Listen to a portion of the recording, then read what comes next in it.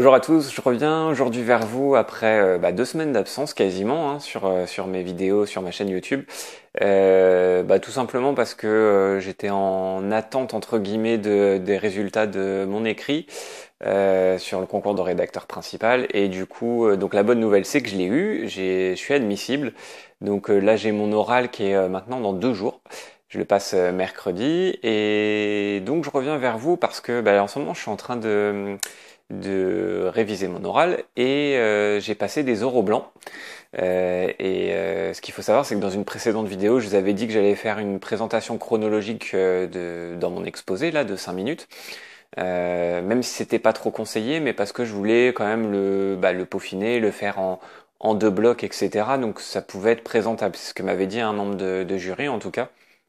Mais finalement, après un oral blanc où j'ai testé ça, cette façon de faire, j'ai eu des retours, on va dire, assez mitigés de la part des deux examinateurs. Du coup, ça m'a remis en question, j'ai réfléchi un petit peu à la chose. Et l'idée que j'en ai sortie, c'est qu'il fallait que ce soit plus dynamique et qu'il fallait sortir un peu du lot. Du coup, ce que je vais faire, c'est présenter les choses à l'envers. C'est-à-dire que d'habitude, on présente notre parcours et à la fin, on dit et mon projet professionnel, c'est de faire ça, ça, ça. Donc là, je vais vraiment inverser la tendance pour avoir un démarrage d'exposé assez dynamique. C'est-à-dire de dire si je suis ici devant vous, si je prépare ce concours c'est dans l'objectif d'avoir tel ou tel poste. Donc moi par exemple c'est de dire je veux gérer un dispositif dans le domaine du sport à moyen terme, voilà, donc avec une dimension management, etc. Et de dire dans un deuxième temps, je vais vous expliquer maintenant les éléments de mon parcours qui font que je vais vers cet objectif, je tends vers cet objectif. Et d'un coup, c'est plus dynamique parce que vous présentez votre parcours, mais pas en mode CV, mais en mode construction. C'est-à-dire que vous n'avez pas subi votre parcours, vous n'êtes pas là par hasard en fait.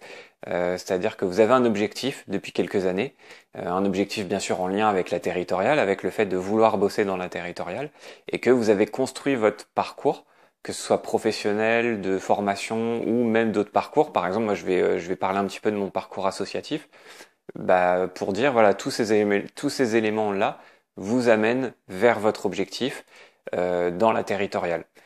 Voilà, donc moi en tout cas là ça y est, je suis plus sûr de moi là-dessus, c'est vraiment la présentation que je vais faire.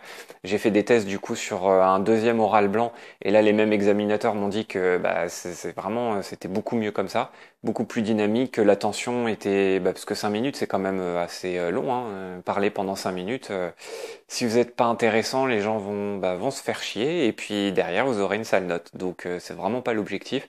Donc ça amène du dynamisme de faire ça. Et puis vous allez sortir du lot parce que je pense qu'il y a assez peu de personnes qui le présentent dans ce sens-là.